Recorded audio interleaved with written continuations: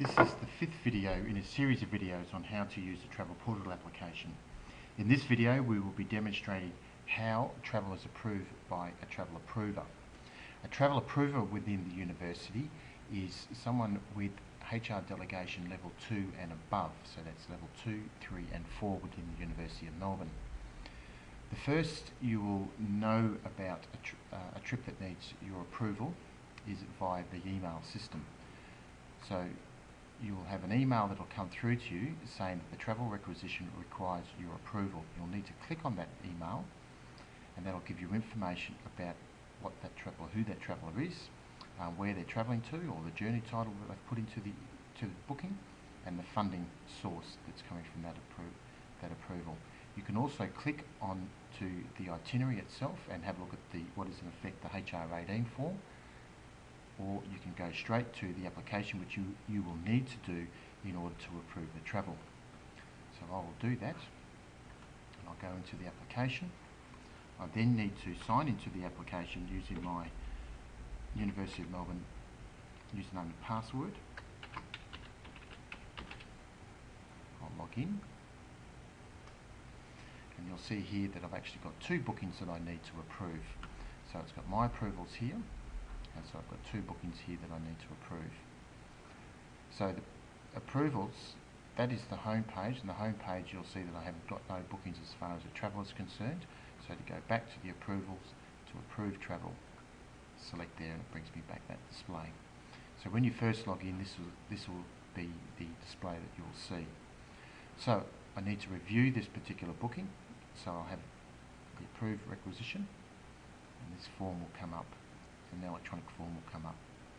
So you'll see here that I've got the international travel request. It gives me all the details I require on that particular traveller. It tells me who the travel agent is that we've booked through. It's given me information as far as the travel agent is concerned, so I've taken the Singapore Airlines airfare to Singapore. It gives me the flight information, it gives me the destination country, and it also gives me the DFAT risk rating for that particular location as well. It gives me information from the accommodation and any comments that I've made or the traveller's made as far as accommodation is concerned. The car hire, any other modes of transport is also there, and also the cost estimates page. It's given us the travel agent cost estimates, and it's given us also the budget allocations that the travel arranger has actually put against this travel. So in this particular booking, you'll see here the airfares, that's the university proportion or funded. There's no self-funding until we get down to the conference fees, where they've obviously got a grant for $1,000, and there's a self-funded proportion of that of $200. So it gives us the university funded total, and it gives us the self-funded total. If there's any external funding, that'll come into there. It's giving us the total funding available for the trip, or the budget for the trip. If we go up to the top, we'll find some more information about this particular booking. So it tells us that the travel diary requires completion on the return of the journey, and we can view the details of the travel diary by selecting that. And you'll see here we've got the shell of the travel diaries. There's been no details put in by the traveller at this point in time. So we've got the flights, and that's pretty much it. We can also look at the cost estimate from the travel agent, and we can view that information there. And we can see here that they've given two quotes. If there was any more than one travel agent used, you will see further quotes. So we've just got the two quotes.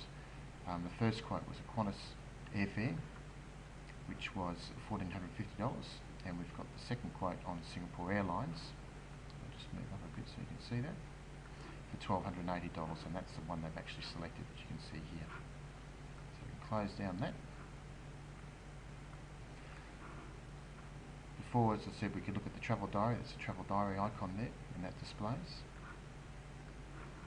We can also look at the travel activity checklist. You can see here that they don't have any pre-existing medical conditions, and they don't have, well, that's the activity they're doing on this particular trip, is the conference. So we close that window. That's the travel agent's quote, and you can see here we can actually see what the travel allowance calculator has provided us. So So we've got Singapore, we've got 7 days claimed out of the 9 days that they'll be there. We've obviously got 2 days of leisure travel, and they've calculated at $630, and that's according to the Australian Public Service rates. So we'll close that window.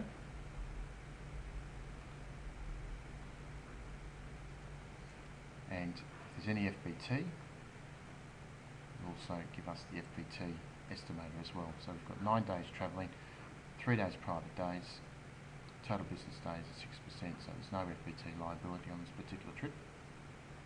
So it tells us down here as far as it's concerned. So I'll just click out of that.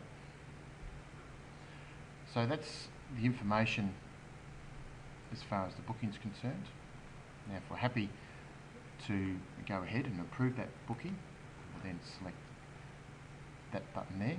If we need more information from the traveller, we can select that, and a text box will appear, and then we can ask for more information before you approve it, or you can decline the request by selecting that icon there, and a text box will open up asking for the reason why it's declined. So we will approve this. It's confirming that we want to approve it. Select OK, and you'll see here that we've now approved that particular trip. Once again, we can go back and ask further questions by selecting that icon there, or we can decline that approval off screen, and we can also view the approvers. Or if we need to go back, we can actually display the requisition again, and that'll give us the details. Just to summarise a number of key points for approving travel via the Travel Portal application.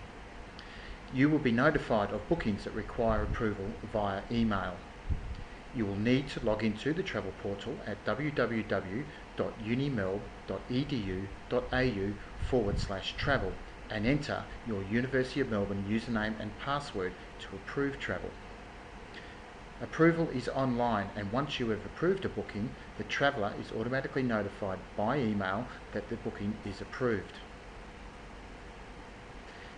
A number of your senior staff may not have a HR Level 2 or greater delegation to approve travel, so you may receive a large number of emails to approve travel. It is recommended that faculties and departments review their HR delegation levels to ensure the system operates effectively and approval workload is evenly distributed throughout the organisation. For more information on Travel Portal, email travelinquiries@unimelb.edu.au or look up information on the purchasing website at www.purchasing.unimelb.edu.au.